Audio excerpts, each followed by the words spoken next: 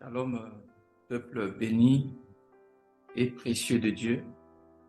C'est encore une grâce que le Seigneur nous a faite de nous rassembler aujourd'hui. Nous croyons que lorsque le Seigneur rassemble ses enfants, c'est pour un but. Et l'un des buts pour lequel le Seigneur nous rassemble, c'est pour nous parler. Parce qu'en effet, c'est par sa parole qu'il a tout créé et c'est encore par sa parole puissante qui maintient toutes choses. C'est par sa parole qu'il guérit. Il est écrit, dans leur détresse, ils crièrent à l'Éternel. Il envoya sa parole et sa parole les guérit.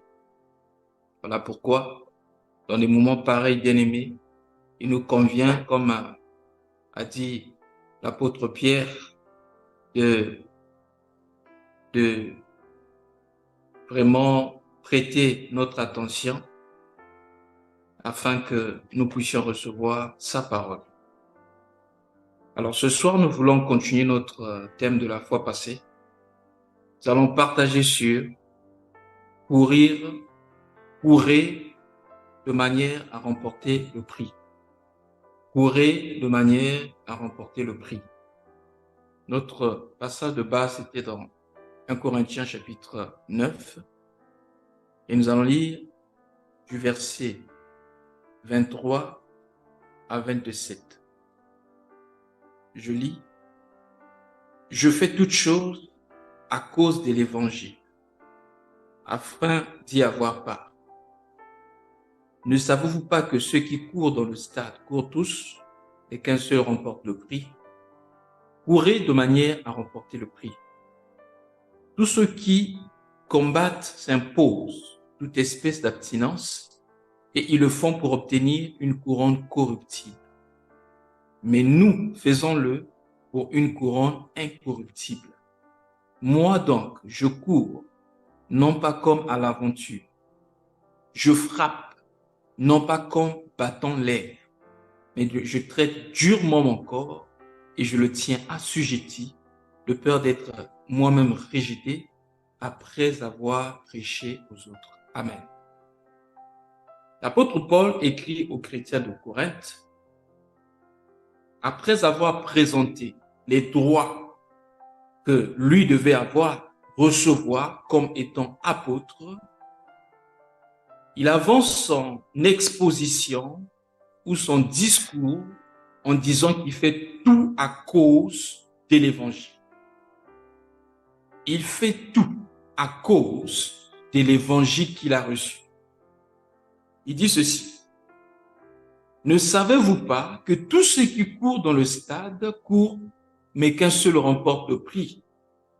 Mais courez de manière à remporter le prix. Bien-aimés, il y a plusieurs façons de courir. Tu peux courir pour te maintenir. Tu peux courir parce que tu as envie de transpirer un peu ou encore parce que ça fait longtemps que tu as fait du sport, parce que tu es dans une salle de gym. Et bien aimé, il y a courir et courir. Ici, l'apôtre Paul dit que nous devons courir, mais de façon à remporter le prix, de manière à remporter le prix. Celui qui court simplement parce qu'il veut se maintenir ou parce qu'il a envie de faire un peu de sport ne court pas de la même façon que celui qui court dans le stade pendant les Jeux olympiques. Bien-aimé dans le Seigneur. L'apôtre Paul dit que dans notre course, nous devons courir, mais pas courir n'importe comment. Nous devons courir de façon à remporter le prix. Quel prix? Nous allons le comprendre. Le prix. Nous voulons parler ici de la disposition ou de la préparation de ceux qui doivent courir. Il continue son exposé au verset 25. Il dit, tous ceux qui combattent s'imposent toute espèce d'abstinence et ils le font pour obtenir une couronne corruptible. Mais nous faisons-le pour une couronne incorruptible. Bien-aimés, étudiez la vie des athlètes, surtout ceux qui font le 100 mètres. ceux qui courent, ceux qui font la vitesse, 100 mètres, 200 mètres, bien aimé, vous serez étonné de savoir que ces gens-là traitent durement leur corps. Ils ne mangent pas n'importe quoi. Ils ne dorment pas n'importe comment. Bien aimé, ils s'imposent toute espèce d'abstinence. Et bien aimé, ils travaillent sur leur corps. Tout ceci pour obtenir, la Bible dit, une couronne corruptible. Aujourd'hui, nous parlerons, bien aimé, des médailles. Il y a de ceux qui reçoivent des médailles d'or, des médailles d'argent ou des médailles de bronze. Mais vous allez voir que ces personnes-là, quelquefois, ils vont courir à la fin de l'année. Mais depuis le début de l'année, bien aimé, ces gens-là travaillent sur leur corps pour se préparer, bien aimé, pour cette course. Donc, bien aimé, la préparation est très importante. Et l'apôtre Paul dit, nous devons aussi nous préparer tout le temps si nous voulons bien courir. Je vais lire. Moi donc je cours. Écoutez bien. Moi donc je cours. Il court, hein, mais non pas comme à l'aventure. Ça veut dire qu'on peut courir, mais courir comme à l'aventure. Comment courir comme à l'aventure? C'est lorsque nous ne courons pas selon les règles. Je ne vais pas revenir sur ce passage. La fois passée, nous avons lu ce passage qui dit « Un athlète ne peut pas remporter le prix s'il ne court pas selon les règles. » Mais ici, il s'agit, bien aimé, de notre vie chrétienne. Il s'agit, bien aimé, de notre service dans le Christ. Il ne s'agit pas simplement de servir Dieu. Mais si nous voulons remporter le prix, nous devons le servir selon les règles. Oh, bien aimé dans le Seigneur. Le tout, ce n'est pas simplement d'avoir part, bien aimé, au ciel. Le tout, ce n'est pas d'arriver au ciel. Mais ici, il s'agit, bien aimé, de remporter le prix. Parce que tu peux arriver au ciel, mais sans remporter le prix. Repartons un peu en arrière. Toujours dans la lettre aux Corinthiens.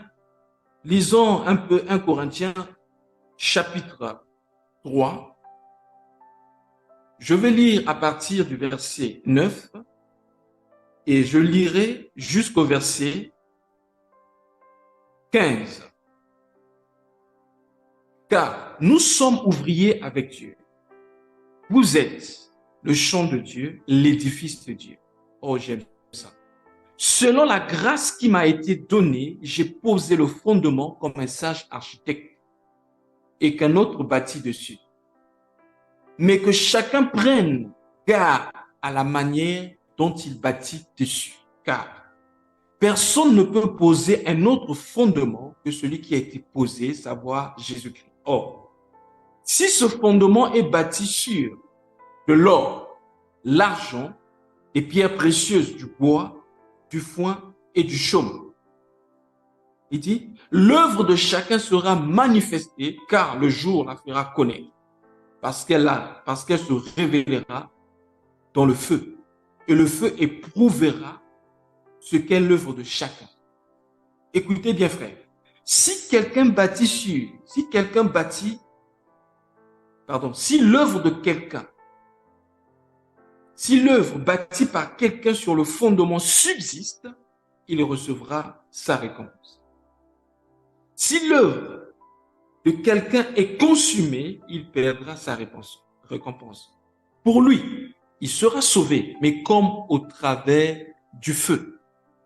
Bien-aimé dans le Seigneur, en tant qu'enfant de Dieu, il est très important que nous sachions que nous n'allons pas finir notre vie simplement dans notre marche sur la terre. Mais il y a un grand événement qui arrive, ce qu'on appelle l'enlèvement de l'Église. Le monde dans lequel nous vivons est appelé à disparaître. C'est pourquoi l'apôtre Paul écrit en disant, nous ne regardons pas aux choses visibles, mais nous regardons à celles qui sont invisibles. Car les choses visibles sont passagères et les invisibles sont éternelles. Et dans 1 Corinthiens 15, verset 19, l'apôtre Paul écrit en disant, si c'est pour cette vie seulement que nous croyons en Jésus-Christ, nous sommes les plus malheureux de tous les hommes. Écoutez, L'apôtre Paul dit qu'il a posé le fondement comme un sage architecte. Et l'apôtre Paul explique que ce fondement, c'est Jésus-Christ. Et il dit qu'il n'y a pas un autre fondement. Le fondement qu'il a posé, il dit c'est Jésus-Christ. Donc, tous nous devons bâtir sur ce fondement. Si Christ n'est pas le fondement, par conséquent, ce n'est pas l'Église. Je vais expliquer cela. Écoutez, un jour, Jésus, lorsqu'il est arrivé sur la montagne de Césarée, je pense, pendant qu'il se baladait avec les disciples, je ne veux pas qu'on lise pour gagner en temps, c'est dans Matthieu chapitre 16. Vous pouvez prendre du verset 14, descendant jusqu'au verset 19 là-bas. Jésus pose la question aux disciples en disant, qui dit-on que je suis? Les disciples ont dit, certains disent que tu es Élie, d'autres Moïse, d'autres l'un des prophètes, d'autres Jean-Baptiste. Mais et vous? Pierre va dire, tu es le Christ, le Saint venu de Dieu. Alors Jésus va dire à Pierre, ô Simon, fils de Jonas, tu es heureux, car ce ne sont pas la chair et le sang qui t'ont révélé cela, mais mon Père qui est dans les cieux. Il dit, c'est sur cette pierre que je bâtirai mon église. L'église de Christ, frère, est bâtie sur ce fondement. Et ce fondement, c'est Jésus-Christ. Et quand on parle de Christ, on voit l'œuvre accomplie par Christ. Parce que sans l'œuvre de Christ, il n'y a pas d'église. Voilà pourquoi l'apôtre Paul écrit. On va revenir dans 1 Corinthiens chapitre 2. Écoutez ce que l'apôtre Paul écrit. Il dit au verset 1 Corinthiens chapitre 2, je vais prendre du verset 2 au verset 5. Car je n'ai pas eu la pensée de savoir parmi vous autre chose que Jésus-Christ et Jésus-Christ crucifié. Moi-même, j'étais dans une faiblesse. Car dans une faiblesse, moi-même j'étais dans un état de faiblesse, de crainte et de grand tremblement. Écoutez bien. Et ma parole et ma prédication ne reposait pas sur les discours persuasifs de la sagesse, mais c'était sur une démonstration d'esprit et de puissance, afin que votre foi fût fondée non sur la sagesse des hommes, mais sur la puissance de Dieu. L'apôtre Paul dit, je n'avais pas un autre message. Le message de base, le message de l'église. Comment reconnaître une église? Je pense que pour reconnaître l'église, c'est vous voyez un pasteur assis devant, vous regardez les chantres, vous regardez les micros, vous dites, ça c'est l'église, frère. On reconnaît l'église, premièrement, par le message prêché. Parce que la Bible dit, dans Actes chapitre 2, verset 42, qu'il persévérait dans l'enseignement des apôtres. Ça veut dire quoi? Lorsque vous enseignez des choses contraires à ce que les apôtres ont présenté, vous n'êtes pas une église. Vous êtes peut-être une organisation ou un groupe, disons, spirituel, mais vous n'êtes pas une église. On reconnaît l'église par le message que l'église prêche. Et ce message, c'est bien aimé, le message de Christ. Allons un peu dans 1 Corinthiens 15. Vous allez voir comment l'apôtre Paul présente l'évangile. 1 Corinthiens chapitre 15, du verset 1er au verset 3, verset 4. Je vous rappelle, frères, que l'évangile que je vous ai annoncé, que vous avez reçu, dans lequel vous avez persévéré et par lequel vous êtes sauvés, si du moins vous le retenez tel que je vous l'ai annoncé, autrement vous aurez cru en vain. Verset 3. Je vous ai enseigné avant tout, frère, avant toute chose. Je vous ai enseigné avant tout comme je l'ai reçu. Que Christ est mort pour nos péchés, selon les Écritures. Qu'il a été enseveli, selon les Écritures. Qu'il est ressuscité le 3e jour, selon les Écritures. Frère, voilà le fondement, voilà la base, voilà la composition de ce qu'on appelle évangile. De nos jours, nous trouvons de plus en plus plusieurs assemblées chrétiennes dites de plein évangile, mais quand vous rentrez là-bas, vous n'entendez rien de ce qui est évangile. On croit que l'évangile signifie simplement de dire aux gens, Viens à Jésus, tu seras guéri. Viens à Jésus, tu auras le mariage. Viens à Jésus, tu seras stable. Viens à Jésus, les démons vont fuir. Frère, Jésus fait tout ça. Jésus rend stable. Mais l'évangile, le centre de l'évangile, la base de l'évangile, c'est prêcher la croix. Parce que sans la croix, ne pouvait pas avoir l'église. L'église est née parce que Jésus a donné sa vie. Souvenez-vous, même dans l'ombre entre Adam et Ève, comment Ève est venue sur la terre? La Bible dit que Dieu fit tomber l'homme dans un profond sommeil et il soutira une de ses côtes et il forma la femme. Pour que la femme vienne au monde, il a fallu que l'homme tombe d'un profond sommeil. Ça, c'est l'image de la mort de Jésus à la croix. Et il enleva une partie de ses côtes. Souvenez-vous, quand Jésus était à la croix, la Bible dit qu'un soldat romain avait percé son côté pour vérifier si Jésus était bel et bien mort. Et la Bible me dit que l'eau et le sang étaient sortis. Et quand je vois l'eau et le sang, c'est le processus bien-aimé de la naissance. Lorsqu'une femme est enceinte, avant que l'enfant ne sorte, il y a d'abord la cassure de la poche des os et ensuite le sang qui représente le placenta qui coule. C'est l'enfant qui vient après. Donc l'église est née, frère, parce que Jésus est mort à la croix. Et le soutien de l'église, c'est parce que, bien-aimé, Jésus est mort. Si Christ n'était pas mort, personne ne sera sauvé. C'est pourquoi le message prêché à l'église, le message de la grâce, c'est de croire que Jésus est mort pour nous, est bien-aimé, et que par sa mort, nous avons reçu la vie. Voilà pourquoi la Bible dit que nous sommes sauvés par la grâce au moyen de la foi. Cela ne vient pas de nous, afin que personne ne se glorifie, mais c'est simplement par la grâce.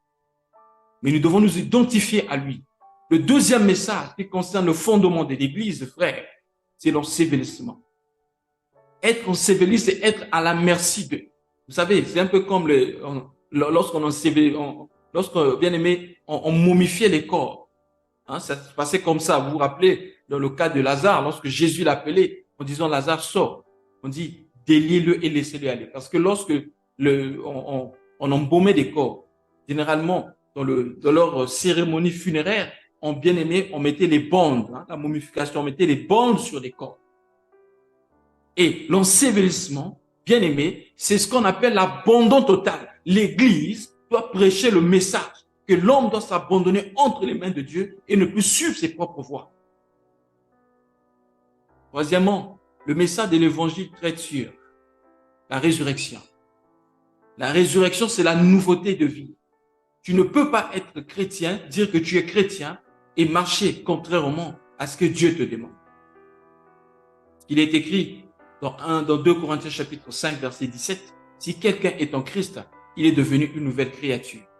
Les choses anciennes sont passées et voici toutes choses sont devenues nouvelles. » Donc, c'est bien aimé en termes de cela, c'est en fonction de cela que bien aimé que nous allons demander, nous allons bien aimé nous rassurer que si nous sommes bien aimés en train de courir de façon à remporter le prix. Alors, lorsque nous repartons dans 1 Corinthiens chapitre 3, la Bible nous présente ici, bien aimé, deux types de matériaux. Des matériaux qui peuvent résister au feu et des matériaux qui ne peuvent pas résister au feu. Et l'apôtre Paul écrit que ces matériaux-là représentent nos œuvres. Qu'est-ce que je veux dire? Serviteurs de Dieu, servantes de Dieu. Les œuvres que tu fais, est-ce que ce sont des œuvres qui peuvent résister au feu? Quand je parle de résister au feu, résister devant la présence de Dieu. Est-ce que ce sont des œuvres qui peuvent résister devant la présence de Dieu? Parce que tout le monde peut être bien aimé dans le ministère, tout le monde peut œuvrer, mais seul Dieu connaît la motivation de chacun. Quelqu'un peut dire qu'il aime Dieu, mais quelquefois, ce n'est pas Dieu qui l'aime. Il sert Dieu parce qu'il voit l'argent derrière. Il ne sert pas Dieu, mais il cherche l'argent. D'autres peuvent servir Dieu en cherchant les honneurs. D'autres peuvent servir Dieu parce qu'ils ont un but précis à atteindre. Mais Dieu n'est pas leur but. Mais bien aimé, Dieu qui connaît les cœurs de chacun éprouvera, bien aimé, les œuvres de chacun de nous. Voilà pourquoi, n'ayons pas les yeux, ne considérons pas ce que l'homme considère. Parce que la Bible dit L'homme regarde à ce qui frappe aux yeux, mais Dieu regarde au cœur. Vous serez surpris de voir des gens qui ont drainé les foules se retrouver dehors. Parce que la Bible dit, ce ne sont pas ceux qui me disent Seigneur, Seigneur qui hériteront, mais celui qui fait la volonté de mon Père. Car plusieurs viendront ce jour-là et diront, n'avons-nous pas chassé des démons en ton nom? N'avons-nous pas guéri plusieurs malades? N'avons-nous pas partagé des brochures, des Bibles, organisé des séminaires, des conférences? Je leur dirai ouvertement, je ne vous ai jamais connus, vous serviteurs de l'iniquité. Des gens qui ont chassé les démons au nom de Jésus. Des gens qui ont prophétisé au nom de Jésus. Des gens qui ont drainé des foules et qui ne sont jamais connus de lui. Pas que je ne vous connais plus, mais je ne vous ai jamais connus. Faisons très attention, frère. Exerçons le discernement et veillons sur notre propre vie. La Bible dit, examinez-vous vous-même pour savoir si vous êtes toujours dans la foi. La foi autrefois prêchée par les apôtres, prêchait que Christ est mort. La mort de Christ représente notre mort par rapport au péché, notre mort par rapport au monde. Lorsque vous prêchez le monde, lorsque vous prêchez les choses de la terre, êtes-vous toujours dans la foi? Tout un mois dans l'église, on n'a jamais prêché sur l'enlèvement, on n'a jamais prêché sur le retour de Christ, mais quel message prêchez-vous? Tout un mois, vous prêchez sur la délivrance. Et la délivrance de quoi? Non, ton oncle est sorcier. Ta grand-mère t'a fait ceci. La délivrance est sur le mariage. La délivrance, tout est charnel.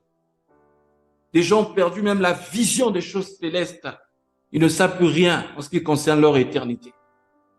Des gens qui ont fait 10 ans à l'église, même des hommes dits de Dieu, qui n'ont pas de notion sur la prophétie biblique. Ils connaissent pas le plan de Dieu. Même certains qui s'appellent prophètes. Il se dit prophète parce qu'il fait des songes qui arrivent et il dit des choses qui s'accomplissent. Bien aimé, savez-vous qu'il y a une femme qui avait été possédée d'un esprit de python qui disait des choses qui arrivaient, qui prédisait des choses qui arrivaient? Ne tremblez pas devant ces gens. Même ceux qui travaillent avec Satan, ils ont quelquefois cette capacité. La divination, c'était un esprit de python qui donnait la capacité de prédire l'avenir. Vous pouvez lire ça dans Actes chapitre 16 à 18. Mais ça ne venait pas de Dieu. Et seulement, avec comment discerner ça ne vient pas de Dieu, on dit que ce don-là lui rapportait beaucoup d'argent. Tout homme dit de Dieu qui demande de l'argent pour ses services, ce n'est pas par l'Esprit de Dieu que cet homme-là travaille. Faisons très attention. Du 1er au 30, du 1er janvier au 31 janvier, au 31 décembre, aucun message qui prépare l'église. Alors que le but du ministre, c'est préparer l'église à l'enlèvement. Courez de façon à remporter le prix. Quel est le prix bien-aimé que tu cherches? Tu cours après quoi? Quel est ton but? Quel est le but à atteindre? Est-ce que c'est Dieu qui est le but à atteindre? L'apôtre Paul a dit, j'ai considéré toutes choses comme de la boue afin de gagner Christ. Lisons un peu Philippiens chapitre 3. Là-bas, l'apôtre Paul dit aussi qu'il court. Il courait pourquoi? Regardez. Philippiens chapitre 3. Après avoir dit qu'il considérait toutes choses comme de la boue, l'apôtre Paul va dire ceci à partir du verset 12. Je prends Philippiens chapitre 3, du verset 12 au verset 14. Regardez ce qui est écrit. Ce n'est pas que j'ai déjà remporté le prix ou que j'ai déjà atteint la perfection. Mais je cours pour tâcher de le saisir, puisque moi-même j'ai été aussi saisi par Jésus-Christ. Frère, je ne pense pas l'avoir saisi, mais je fais une chose. Oublions ce qui est en arrière et me portons vers ce qui est en avant. Je cours vers le but pour remporter le prix de quoi? Le prix de la vocation céleste en Jésus-Christ. Frère, quelle est ta vocation en Christ? Quand vous prêchez les gens, ta vocation en Christ, c'est bien aimé, avoir un mariage stable, avoir un bon boulot, avoir, c'est pas un bon salaire, une bonne maison, une grande maison, c'est pas un bon investissement, bien aimé. Vous vous rendez compte de comment vous frustrez, bien aimé, l'évangile de Dieu? Pourquoi Christ est venu sur la terre?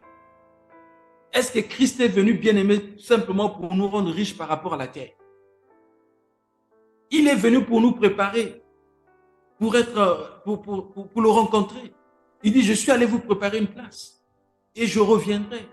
Et quand je reviendrai, je vous prendrai afin que vous soyez là où je suis.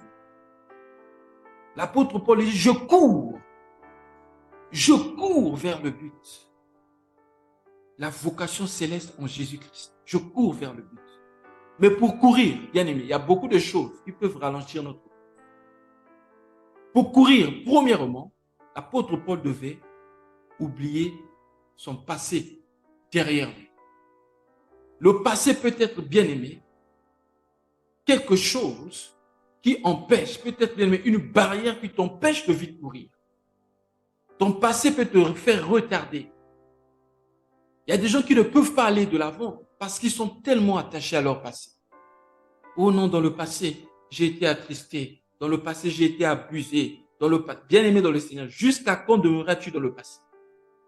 Si tu veux que Dieu change ta situation, tu dois changer ta position. Aussi longtemps que tu vas rester dans ton passé, tu ne peux pas avancer. Isaïe 43, 18 à 19 dit, ne pensez plus aux événements passés. Ne considérez plus ce qui est ancien. Voici, je suis sur le point de faire une chose nouvelle. Apprends à te détacher de ton passé.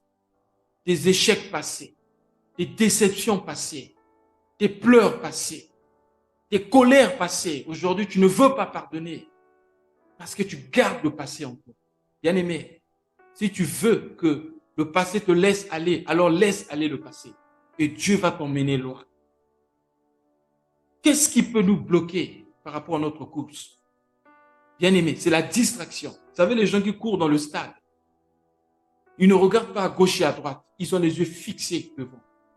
Ils ne passent pas leur temps dans la distraction. Aujourd'hui, nous avons l'habitude de dire ça tout le temps. Les réseaux sociaux sont bien aimés une grande source de distraction pour les enfants de Dieu. Celui qui court de manière à remporter le prix mettra de côté tout ce qui apporte la distraction dans sa vie. Un homme de Dieu qui court pour remporter le prix mettra de côté tout ce qui apporte la distraction dans sa vie. Vous voyez un homme dit de Dieu qui peut faire 5 heures du temps sur Facebook. N'importe quoi. Et il dit non, je suis en train d'évangéliser. Après, il rentre dans les trucs pornographiques où les gens sont à moitié nus et il regarde. Il n'est pas dérangé dans sa conscience. Il n'a pas le temps pour la prière. Il a le temps pour des lol, des temps pour du n'importe quoi. Bien aimé, faisons très attention. La distraction peut te retarder parce que regardez bien aimé l'attitude des gens qui font le 100 mètres. Ils ne passent pas leur temps à regarder derrière. Ils regardent devant. Ils ne passent pas leur temps à regarder le public. Bien aimé, celui qui court pour remporter le prix, il ne fait pas attention à ce que les hommes disent de lui. Parce que bien aimé, l'homme change. L'homme est paradoxal. Celui qui dit que tu es bien aujourd'hui peut dire que tu es demain, tu es mauvais demain. Mais ce qui compte pour lui, c'est ce que Dieu dit de lui. Quand vous lisez Jean chapitre 7, vous allez voir comment Jésus a été traité de tout. Il a été traité de Belzéboul, de recevoir la puissance par le prince des démons. Il a été traité, bien aimé, de posséder. Il était traité de celui qui égare la foule. Il était traité d'imposteur. Il n'a pas considéré ce que les hommes disaient. Le plus important pour lui, c'est ce que Dieu pensait de lui. Frère, si tu veux courir de façon à remporter le prix, ferme tes oreilles par rapport à ce que disent les hommes. Mais ouvre tes oreilles pour écouter plus le Créateur. Serviteur de Dieu, si tu veux aller loin dans le ministère, n'écoute pas ce que disent les gens. Ne fais pas ce que disent les gens, mais écoute ce que Dieu te dit et fais ce que Dieu te dit. C'est pourquoi ne sois pas dépendant de l'argent, de la foule ou du peuple, de peur que tu changes de message. Regardez ceux qui courent dans le stade. Ceux qui courent dans le stade n'ont pas le temps de regarder d'abord leur partenaire. Beaucoup de gens ne vont pas loin dans le service, ne vont pas vite, ne courent pas de façon à remporter le prix parce qu'ils passent leur temps à regarder aux autres, à se comparer aux autres. Bien-aimé, ne te compare pas à quelqu'un. Ça va créer le complexe soit de supériorité ou d'infériorité. Si tu regardes quelqu'un qui est moins saint que toi, bien-aimé, ça ne va pas t'aider à grandir dans la sainteté ou dans la foi. Mais si tu regardes celui qui est plus saint que toi, ça peut te pousser au découragement. Mais nous devons avoir comme modèle notre Seigneur Jésus-Christ. Et il va nous aider, bien-aimé, à aller de là. Qu'est-ce qui peut nous empêcher de courir? La distraction. Oh, bien-aimé dans le Seigneur. Prochainement, nous allons essayer de toucher la vie d'Esther. Vous allez voir que Esther était différente des autres filles. Parce que la Bible dit pour aller à la rencontre du roi, l'autorisation était donnée à toutes ces filles-là de ramasser ou de prendre tout ce qu'elles pouvaient croiser sur leur chemin. Et ces filles-là partaient vers le roi. Et à chaque fois qu'elles partaient vers le roi, quand le roi n'avait pas choisi, elle repartait. Mais lorsque c'était le tour d'Esther, la Bible dit Esther avait choisi la chose qui était essentielle et que l'autre l'avait indiqué. L'eunuque qui représente le Saint-Esprit lui avait dit prends telle chose et tu vas vers le roi. Pendant que les autres passaient leur temps à tout ramasser, Esther n'avait choisi que bien aimer ce qui était important.